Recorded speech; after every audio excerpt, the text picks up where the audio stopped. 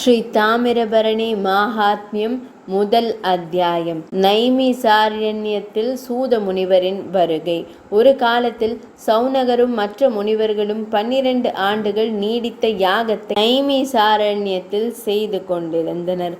கலியுகத்தின் தாக்குதலின் பயத்திலிருந்து விடுபட்ட வாழ்க்கையை வாழ்வதற்காக பிரம்மதேவர் தேர்ந்தெடுத்த இடம் இது.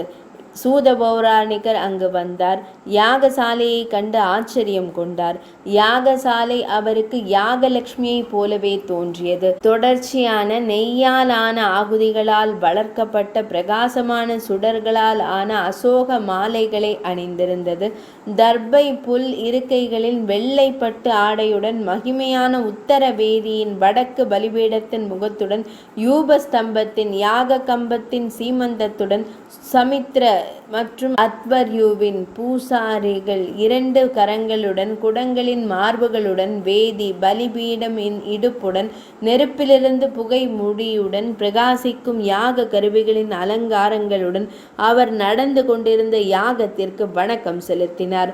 சௌனகரும் மற்ற முனிவர்களும் சூதமா முனிவரை வரவேற்றனர். அவர் அமர்ந்த பிறகு சூதரின் நாடு முழுவதும் பயணங்களை குறிப்பிட்டனர். அவரது முகத்தில் ஒரு சிறப்பு பிரகாசத்தை உணர்ந்ததாகவும் அவரது மனதில் மிக உயர்ந்ததாக இருந்த புனித தீர்த்தத்தை விளக்குமாறு அவர்கள் கெஞ்சினார்கள். சூத பௌராணிகர் பதிலளித்தார், நான் இமயமலையில் உள்ள பத்ரிநாத்தில் தொடங்கி பல தீர்த்தங்களுக்கு யாத்திரை சென்றேன். தென்பாண்டிய ராஜ்யத்தில் வேகவதி வைகை நதிக்கரையில் பகவான் ஸ்ரீ சுந்தரேஸ்வரரை ஈசனாரை தரிசனம் செய்தேன். தாமிரபரணி நதி தன்னை குறித்து நினைப்பவர்கள், பார்ப்பவர்கள், தியானம் செய்பவர்கள், நீராடுபவர்கள், தன் நீரை பருகுபவர்கள் என அனைத்து உயிரினங்களின் கர்மங்களையும் அளிக்கிறது. அவள் அவர்களுக்கு மோட்சத்தையும் கூட அருள்கிறாள். அந்த பகுதியில் நான் கண்ட மற்றொரு அதிசயம் ஸ்ரீபுரம். இது பராசக்தி அன்னையின் உன்னதமான இருப்பிடம். இது பிரம்மதேவர், சிவபெருமான் மற்றும் பிற தேவர்களால் உலகளாவிய நலனுக்காக படைக்கப்பட்டது. அகஸ்திய முனிவர் அங்கு வசிக்கிறார். அவரது தரிசனம் என் வாழ்க்கையை பலனளிக்க செய்தது.